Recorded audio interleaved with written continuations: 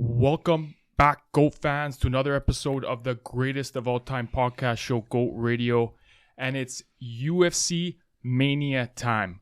I'm the big man. Joining me in the goatrage, Vacation Steve's with us. What's up, brother? What up, big man? What's up, Salerno? Finally back in. Thanks, big man. I'm back. Been on a vacation.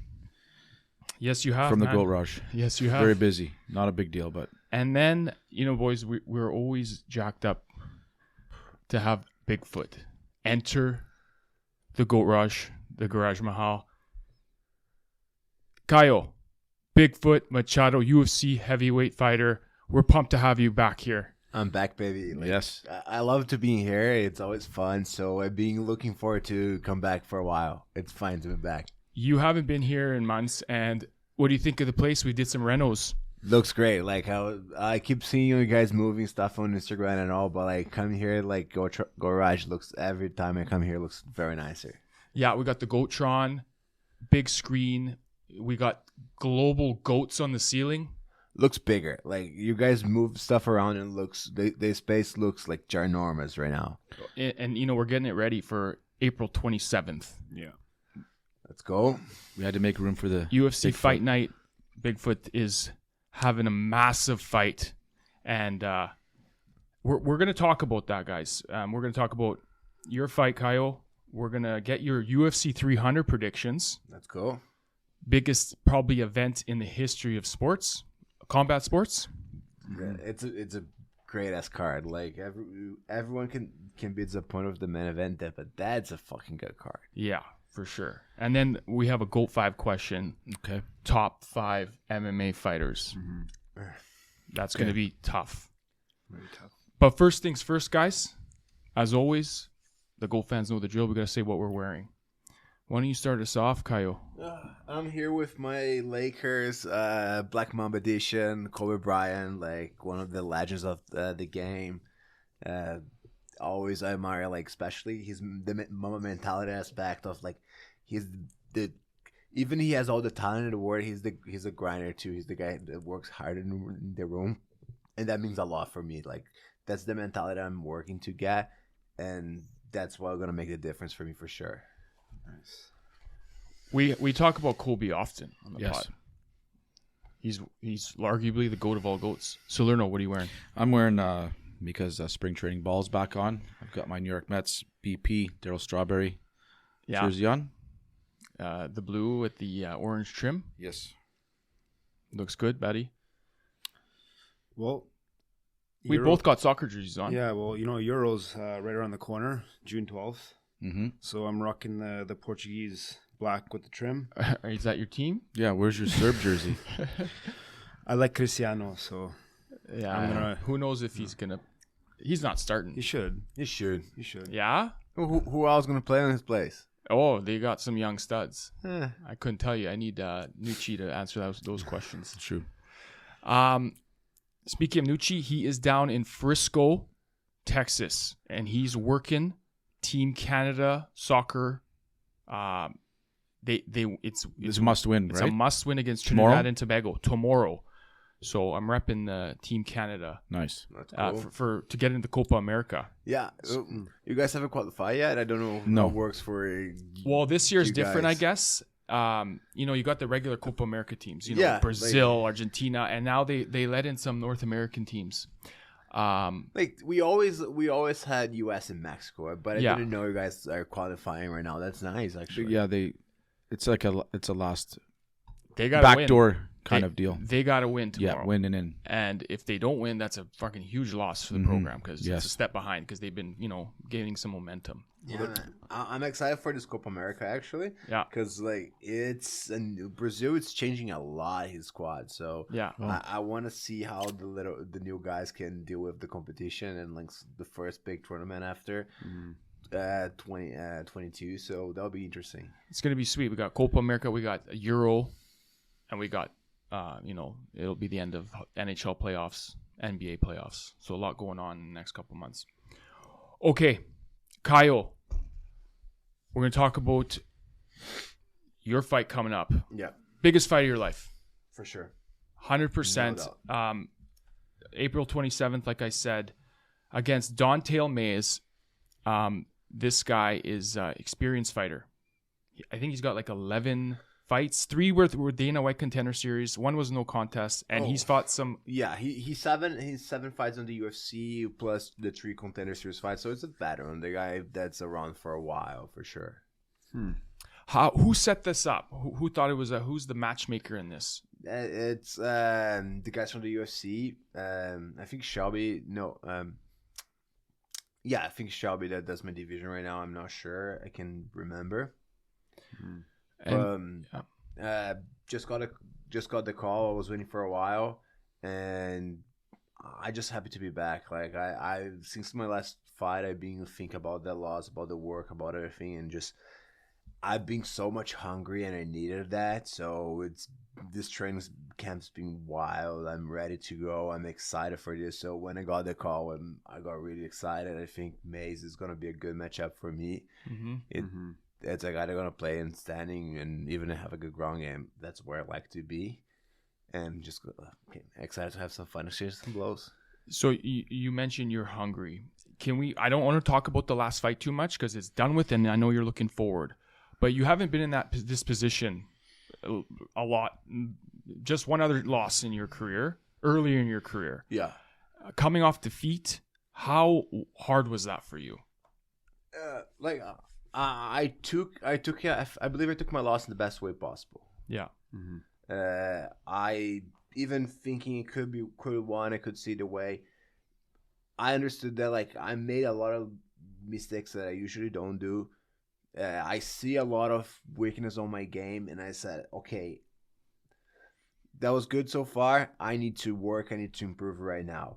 So I changed everything about my training routine, from weight training, from sparring, from how much I'm investing on it. Like I've been to Vegas in the last 2 months, being there to training, using the PI, changing my diet. I put another 15 pounds on. Like put on my head that like, okay, I'm on the UFC level right now. I need to work for where I need to be. That's a different word, and I'm excited for it again. So it was really good to get that step back to see where I need to work and see, okay, that's the new journey's finally starting. I think I needed a little bit of getting a step back to be able to feel hunger again. I was too accommodated how I was fighting, how I was training, and now I had this loss and everything helped me to push out again, and I'm excited to be back.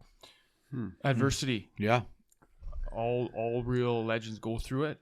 Yeah. At some point. So I'm glad you mentioned you went to Performance Center a few times. The last time I saw you guys, you were training with Extreme Couture. Yes. And guys like former champ Sean Strickland. Whoa. Yep. Were you getting into some rounds with him or? I got first of all, yes, we've been working with the guys at Extreme Couture. Like, thanks for Coach Eric and everyone there to open the doors and get us into work. That's been really good for me. Like, the bodies over there, it's just so much quality in the room. We learn so much. And yes, like I got to work a little bit of Sean. And he impresses me, like, see how he leads that team over there. Like, Sean's the hardest work in the room. He's always pushing everyone else and himself. You can see, like, don't matter if it's the first round, second, or fifth of the day, he's always like, go, go, go. And it's great energy over there. Like, guys that want to work in a high quality and high level environment. That was fantastic. Is that your last time you're going there, or are you going to go there again? I believe I'm not going to be able to go to Vegas before the fight one more time. I'm planning to maybe bring a couple guys to help me out for a week or two. But on my Carl Williams, he's fighting tomorrow against Justin Tafa. He might come depending how he feels after the fight. And a couple other guys from Vegas I'm talking to. So it's nice. I'm helping my networking. I'm working either there or bring guys from there here. And it's been good. It's nice to have like bigger people to work with. So is this like a must win? Oh, for sure. Like, yeah. If I'm 0-2 in the UFC at that point, that's not fun at all. So beside that, there's this, and there's a lot on the line, and I kind of like the pressure. Good. You know, like it's good. My entire career, like get this journey to be in the UFC, it's being like every fight, it's do or die, because I need to keep winning to get to that goal. And when I got it, kind of all the pressure came out, and I'm started building that pressure again on me, like for every fight, like putting the pressure on every fight, building up again. So it's been good. I needed that pressure, and I think it's gonna be good for me in the long run. Yeah. But that last fight, you had that. I believe it should have went your way. He didn't really do much, but we won't go in too much in depth with that. But it was kind of a bullshit call. You know, I make a couple mistakes that I don't do. I could push a little bit harder in the third. Like, could go my way. He pushed a little bit more. He made a little bit less mistakes. Like, was so much on the details on those fights. Like, I still thought I had the better overall, but I understand going on his side too. It wasn't like my best performance and all, but like, was a good fight. He's advancing his fighting tomorrow night, so good luck for him. And I just want to move on and think on what happens to me and what I needed to work and all the work I've done so far. So I'm happy with all, and just want to move forward and get to the next one. Nice. You mentioned you gained 15 pounds. Yeah. You want to go into the fight heavier? Yeah. So I felt a little bit that I needed more strength. Like I felt last fight specifically, I wasn't able. I was having a hard time with the weight and having to move my opponent, and because I haven't been working with weights for a while, I felt the difference. And I've been talking to my team in Brazil. I spent a couple months over there during the winter, and we kind of changed. I talked to my nutritionist and my team there to move up a little bit, put a little more weight, but trying to keeping up with the same like mobility, just to get more power and more strength, especially on like the grappling exchange, getting out of the wall, out of the ground. So it's been working for me. I'm feeling stronger. I'm still with the same pace, better cardio that I was last time. Like, everything's been working really good right now. Good. It's good. So I wonder. There was a funny thing of Ilya Chapura. He says, and this is for heavyweights. He drinks half a bottle of wine before the weigh-in. What's your strategy? What do heavyweights do? I remember seeing clips of your coach Chris Franco after the weigh-in just went to the Whole Foods and got you a shitload of food. Are you guys stuffing yourselves all night? But I don't worry about cutting weight. Like, I walk around my limit right now. I'm 264. I need to be 265. So I walk around that. I don't need to cut. For me, I just need to eat clean. Yes. So the UFC gives right now with the UFC, they give us all this structure. So we get the meals through the week over there, breakfast, lunch, and dinner, a couple of snacks. Is all control. So we're gonna eat clean through the week unless I want to go out and all. But like, at this level, get very professional. So helps a lot. Yeah. In my case, with the other guys, I don't necessarily know. Everyone has the different way to cut weight. But for me, it's like eating clean through the week and just maintain and keep my energy going as I'm working out and doing the final week of training over there. Nice. If you could pick one thing that you've been working on the most, without giving any secrets away, what do you think you've been doing that from the last fight? Like, if you could pick one thing that you can change, is it hard to say because I've been working. I don't try to pick something. I try to improve a little bit everything on the spectrum. Like, get a little bit more weapons, work better my wrestling, my grappling.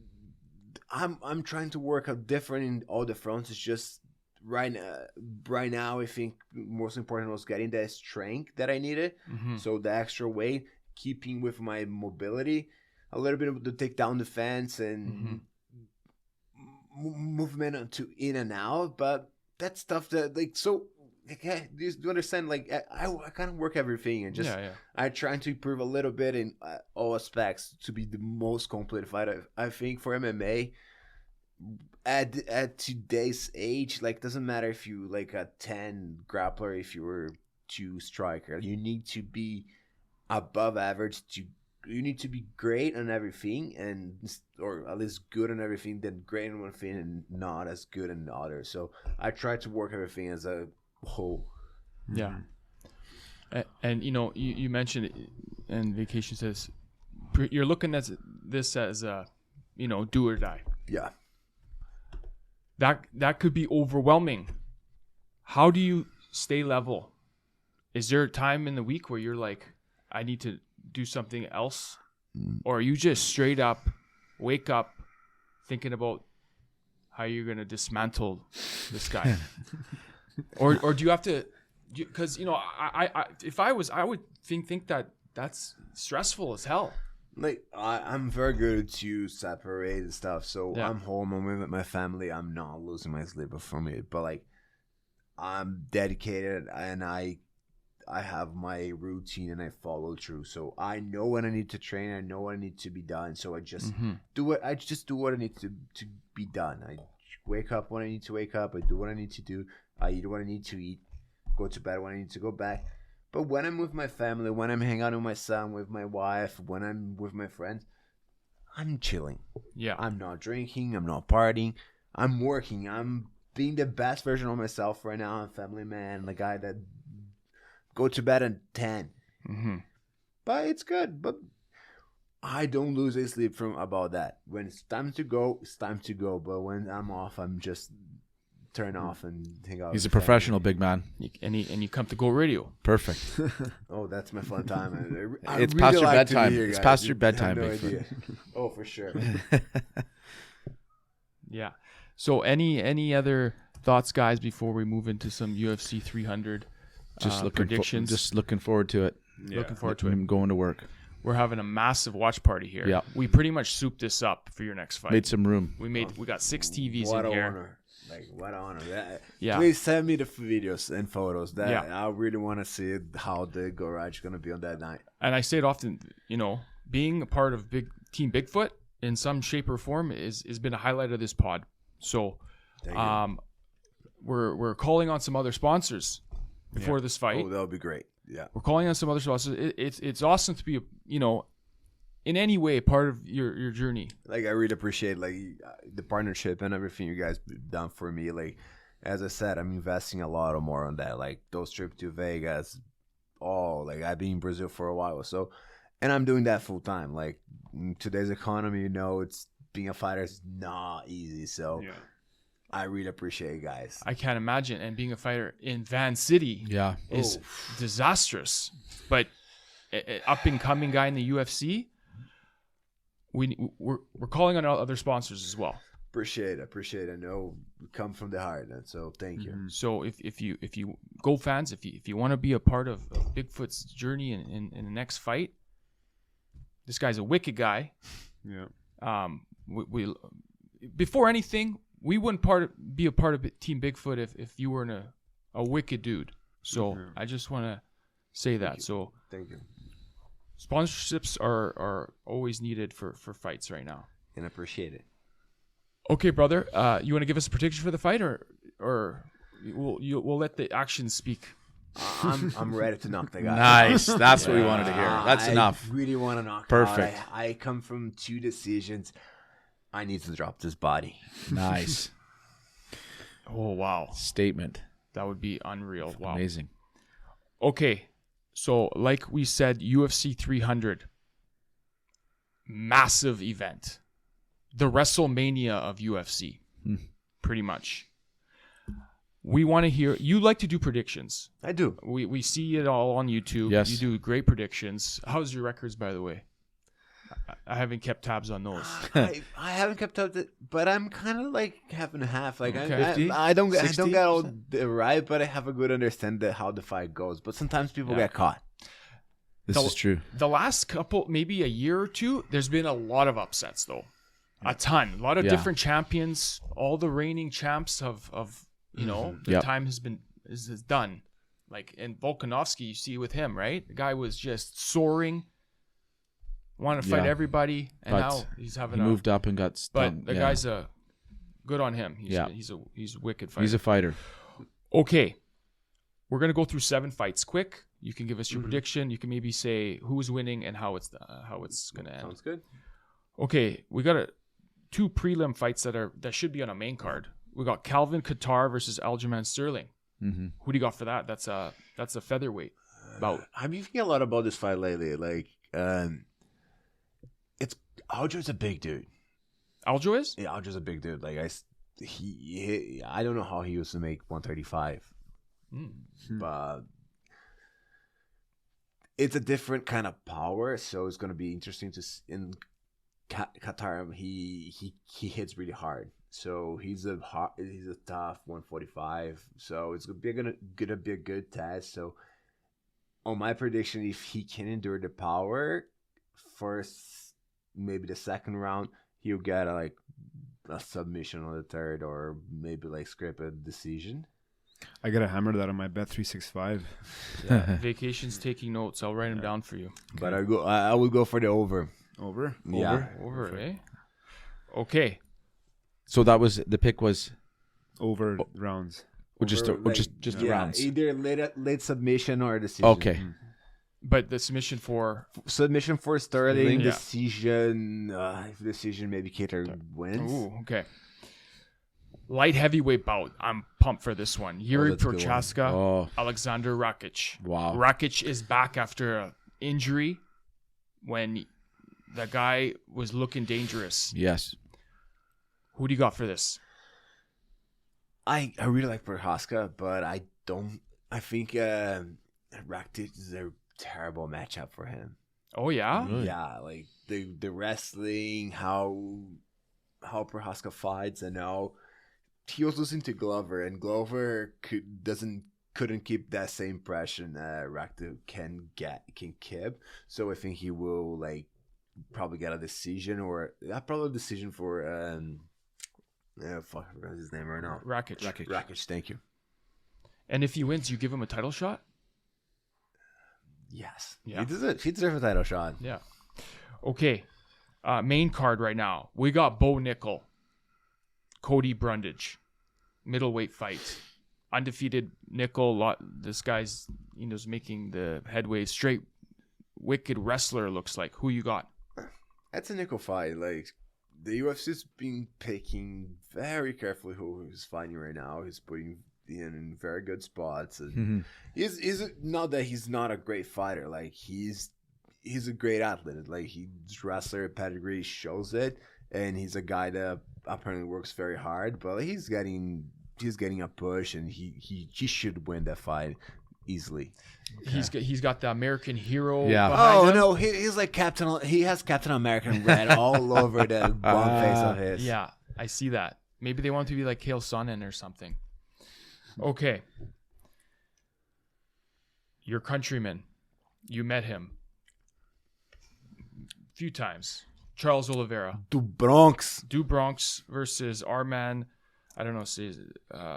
Sarukian. This is an interesting fight. That's a really good fight. Yeah. Is that Arman? Arman. Sorry, I'm the only one doing the predictions right now. Yeah, You are. You're the professional. Okay. I thought you guys would help. Would give your opinions too. Come on. Well, you're the prediction guy, but if you have some input, please share your thoughts too. But let's go to Charles Oliveira and Arman. So, I think Charles is the chaos in a person. So he brings everything at a whole time. With him can be a war. So if Sarukian is more he's strategic. He's very methodic with how he fights. So they're like a complete opposite style. I think at the beginning, Charles is the most dangerous guy. As the fight goes, Sarukian might gets the best of it, but I think I'm with Charles. I think his energy and how he fights and everything, he finds a way to win, and he probably gonna get a knockout in the second, but it's gonna be a really good fight. Of course, you got to go with him too, though. What if you bump into him and he's watching Go Radio? This could happen. I'm a big fan too, so I'm cheering for Charles. He's a great guy, and hopefully he got that one for Brazil and for himself. He deserves. Okay, guys. Fight number 5 here. We got Justin Gaethje and Max Holloway. This is a legendary fight here. This could be set up as the fight of the night, I think. I think it might go the distance, but what are you thinking? I don't know. I've been thinking about this fighting more, and Holloway is very good with the hands, but he's short wrist, and he never knocks out. More volume. He has volume. He pressures you, but he gonna keep hitting you in the face for 5 rounds. Yeah. Gaethje can't take that shit. Gaethje is an animal, and he just grinds and work and bring you to the violence. And he's strong, and he's a higher division. Like, I think Gaethje's gonna knock him out, like 3rd round, 2nd round. Ooh, that's what I think too. I love Max, but I think you saw when Holloway fought Poirier. It's just that like they just seem a bit bigger than him. He's big right now, though. You see Max Holloway? Yeah. He looks bigger than Gaethje. He's gotten... Yeah. I love him. I love him as a fighter, but... Yeah. It's going to be a good fight. It's not about him not being big enough, just how they hit. Yeah. Holloway is a pitter patter. Like, he's going to touch. He's going to keep touching you and hurting you little by little. Gabe, every time he hits you, he needs to knock you out. Right. And I don't know if he's going to be able to take that. Yeah. All right. I like it.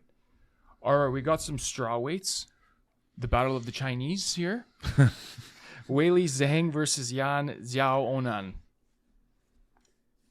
I think Weili going to win again. She's so strong, like physically strong, and such a good athlete. Like, you can see she been running physically. She been running circles on girls that are really big and strong for that division, like Andrade and like even Rose.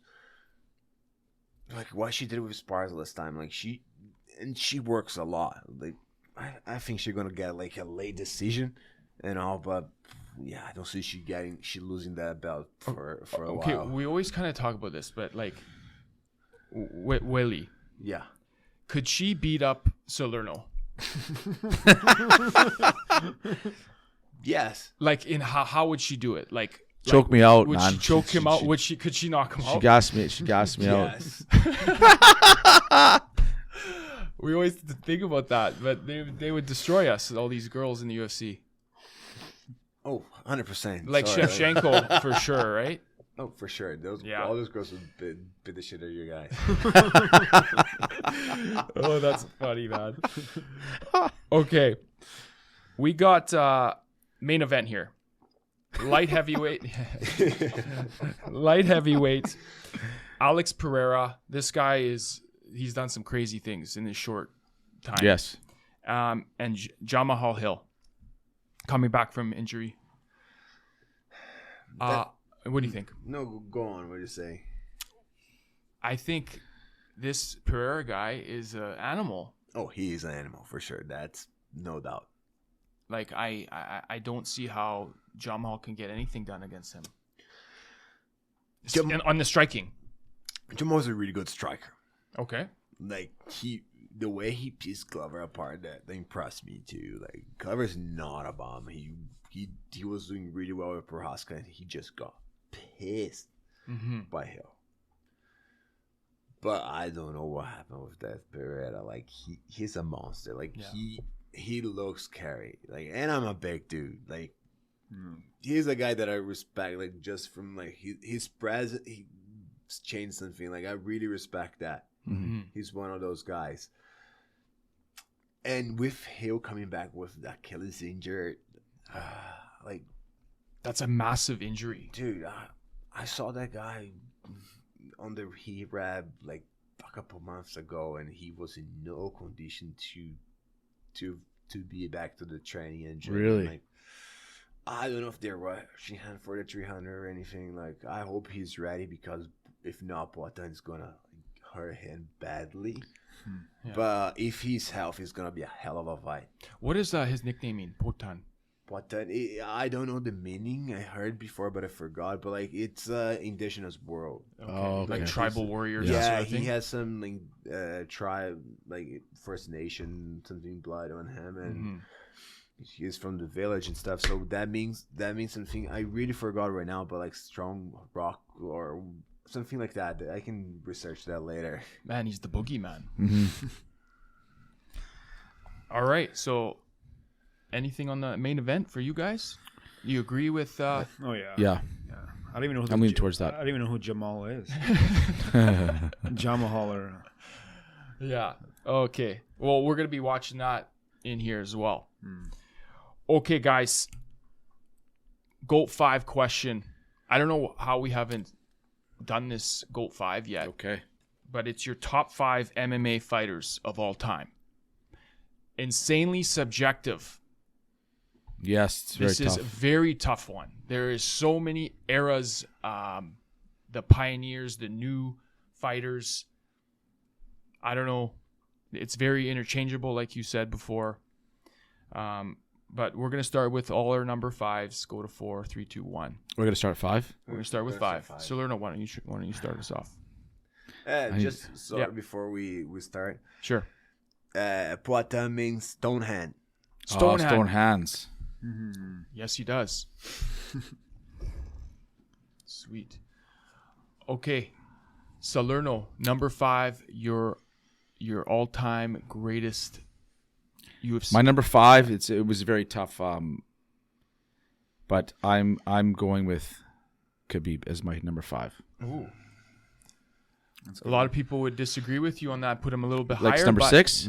Higher? No, like lower in the list. Oh, for sure. Yeah, but he's still in the Yeah. top 5. Yeah. I had a tough decision to make there, but I put him at 5 Okay. with some honorable mentions later, maybe. Yeah. At Just- the end, we could Yeah, do honorable yeah. mentions. I thought about Khabib. I said, okay, Khabib has the record. Khabib has the record, and he's undefeated and all. But like, what hits me with Khabib is strength of competition. Yeah, I that weighed on me as well. He fought really good guys, but like, he fought Gaethje, he fought Poirier, and those guys are great. But like, beside those 2-3 top guys he fought, he had a, I don't know the word I'm trying to say here, but like, Are you saying that there was no other competition, or he was avoiding people? I don't think when the guys that were coming after him were in that level, Right. He got out of the game. He didn't. Right. I see what you're saying. Yes, he said I'm out. Yeah. The longevity isn't there. GOAT criteria. For sure.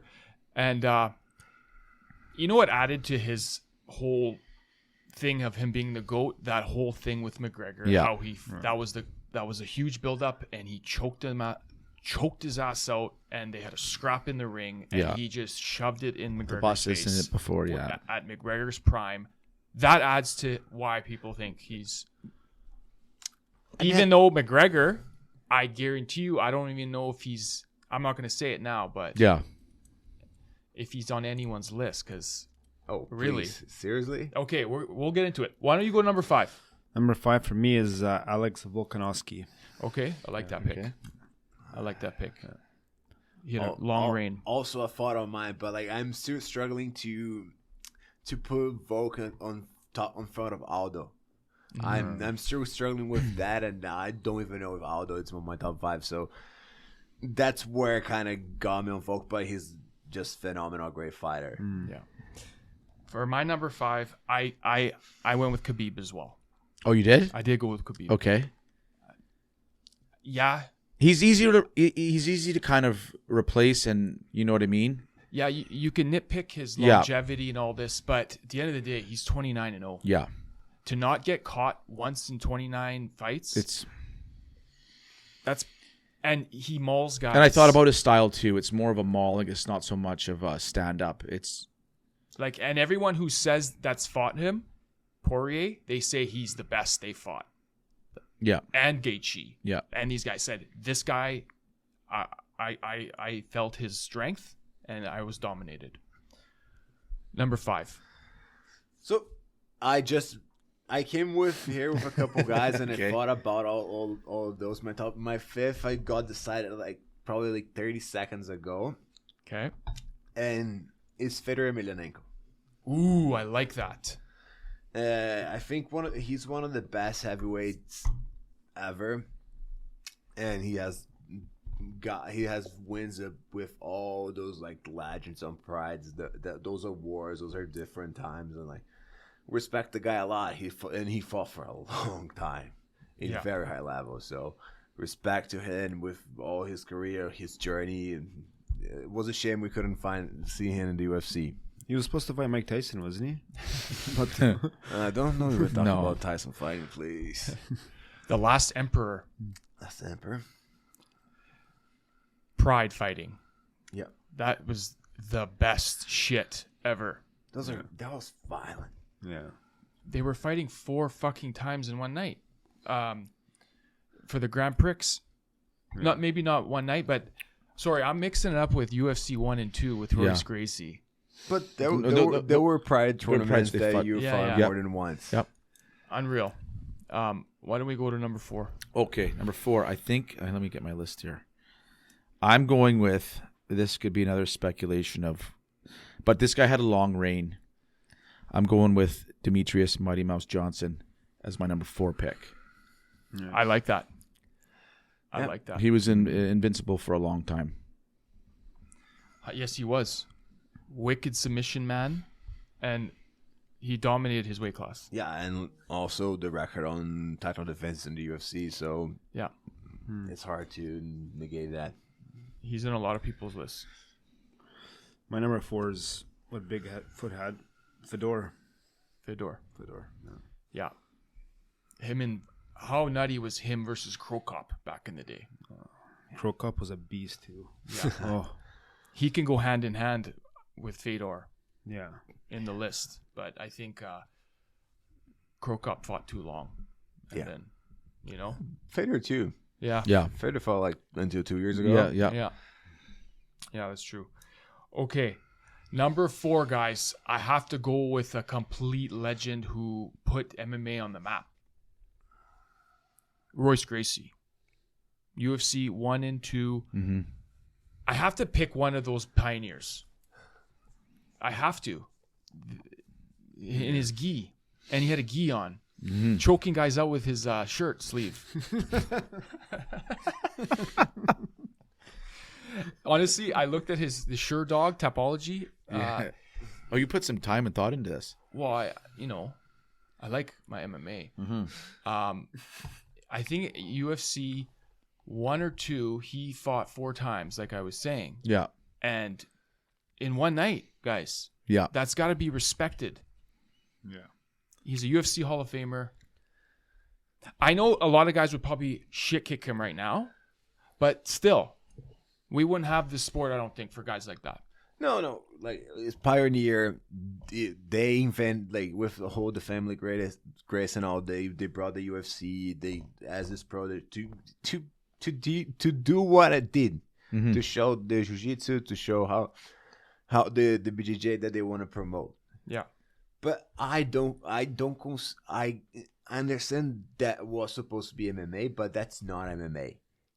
That was what generated MMA. But as a sport and as an art, as combined it is right now, and how I see the game, I can't count that as like on how good they are. Like there's a great on history, but not on like quality, and like how they fight, because that comes a lot here. He was shit kicking Tank Abbott. Yeah, but think Abbott. Okay. All right, you're number 4. Number 4, Mighty Mouse. I think there's 4 guys here that they should be top 4, and you can pick and put them in each place.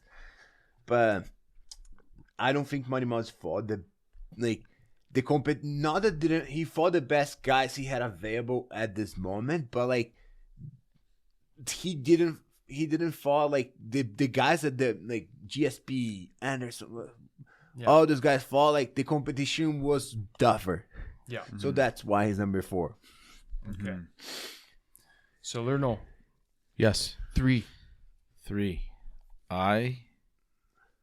My number 3 is GSP. 100%. That's my number 3. Okay. I love how he, one thing about GSP, he got caught against Matt Serra. Yes. That was a tough one, and avenged that. I was in Montreal for that avenging fight. For the avenge. Yeah, when he won when he won it back. when he threw about 20 knees into his ribs.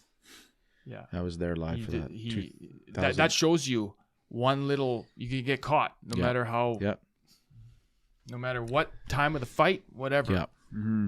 Okay, 3. What do you? GSP also. He's number 3 for me. Okay. Yeah. My number 3 is this guy really was, I think, a difference maker. He was tall, lanky, flexible, and destroyed people. Anderson Silva is my number 3. When he came in, and I remember he fought UFC debut, Chris Lieben. Yeah. I watched the fight a couple of months ago. That was a beating. It was, and he came out of nowhere. Silva, he was not really. Oh yeah, known, neither in Brazil. It was like, wow, Lieben didn't know what the hell hit him. Yeah, Lieben. Is that the one where he kicked him with his foot? No, that was that fight.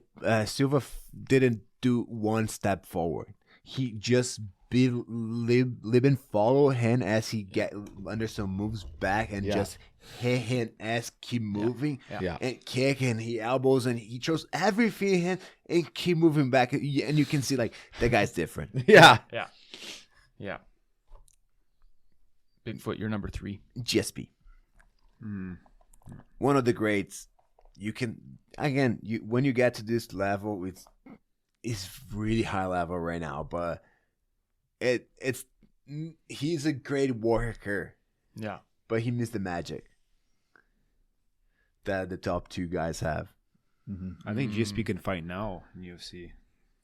He's in great shape. He's a phenomenal athlete. He's a guy that just work like the work ethics of him is probably the top of the number 1. Yes. But like as a fan, you like to see them. I like to see those magical moments, and the 2 guys above him bring a bit more. Just that. All right, save it. Number 2. Number 2, I'm going with Fedor as my number 2. Yeah. Fedor. I was a big fan from the beginning. You know, he wore the short black shorts, tight. You know, a little bit of a belly like the 3 of us, not like Bigfoot here, but he had a build of, just a regular guy he looked like. But bear strength. Poof, man, the hammer. When he got out, some fights he was losing and just hammer fist. Just cranked him. Yeah, really impressive. My number 2 is Anderson Silva. Okay. Hall of Famer. 100%. My number 2 is GSP, guys. Okay. Anderson Silva. Okay. Okay. We're at number 1. Yeah. I think we're all. There's one guy missing. I'm thinking. I'm going. Yeah. Is this guy the goat of all goats? Yes. Yeah. We don't need to go around, right? No, it's John Jones. John Jones. Okay, you know more than all of us in the fight game. What makes this guy? How can no one figure this guy out? He was in some close fights with Gustafsson and Yeah. Reyes. That was that could have went either But way. Reyes was never the same after that fight. I thought. No. He- Neither Santos also that had a good fight. Yeah. Like, What sets him apart from everybody? he a nasty dude. Like he's a guy just wanna hurt you. Mm-hmm. Like from does he really want to though? I think just when he's in there, he just like a switch turns on. No. As a competitor, Yeah. as like see how his energy, his presence in the ring, and all his fights, he gets there. He wants to hurt you. Mm-hmm. He's not care about training. And Yeah. be the best athlete and have the best routine. He just want to be ready to get there and hurt you. That's a mean dude. Yeah. And why he done and who he done that with, that's what make him the best one. Yeah. Like when he first came to the scene, he fought champion after champion Yeah. after champion after champion. Like the wars with DC and everyone calling him out, coming after him. It was Was he the GOAT before going into heavyweight and winning that championship? Oh, for sure. Yeah. yeah. Like he fought Machida, Shogun, Rampage, Evans, Yeah. all those guys in a row, Belfort. Yeah. Like Vitor the champion Phenom. after champion after champion. Yeah. For sure. Honorable mentions, guys. I need to say my bias list. Okay. That the guys that got me watching. Yeah. Chuck Liddell, Oh yeah. Tito Ortiz, Boss Rutten, The boss. Legend. Fedor. Randy. Who? Randy. Oh, Couture. Yeah. Yeah. I'm missing one more. But do you guys have any ones that are not, they're just legends? I grew up on the first MMA boom in Brazil, where we have like all the champions. Like Anderson was a champion, Machida was champion, then Shogun was a champion. We had Nogueira. So all those guys for me is growing up. Aldo fucking Aldo want to go featherweight. Yeah. Like wars. I forgot. It's like my number 5 was really close to be Aldo. To Yeah. be honest, like that was the guy that until the He had a last long minute run. was Aldo. Yeah. You know, this is the guy who actually got me watching. Wanderlei Silva, the axe murderer. That was awesome. And like also, sorry, I was just watching a couple old Shogun fights too. That dude was mean, like with kicks to the ground on the ground and like soccer kicks. Yeah. Like that was nasty stuff on those ropes. Would you want to be in that kind of fight? Fuck no, that's too much shit. Like I like my rules. Like I like the sport. Yeah, I like yeah. the rules. Are like I don't want to get hurt. I don't want to hurt people. I want to win. Yeah. Yeah. Well, we're fucking pumped for your next fight, brother. Yeah.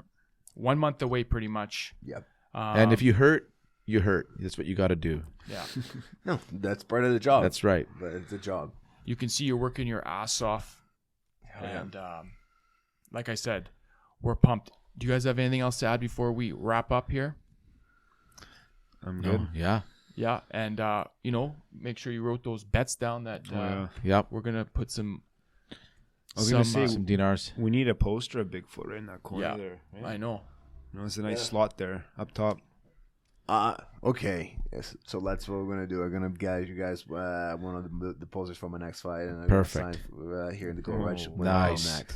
Wow, Looking forward to that. that would be Like awesome. that would be awesome. Absolutely. It would be an honor. Oh, 100%. Oh, 100%. We love that. Okay, I'm going to finish it off, guys, with a quote from your legendary coach, Chris Franco. We all know Chris Franco. Yes. I was lucky to meet him at your post-barbecue celebration.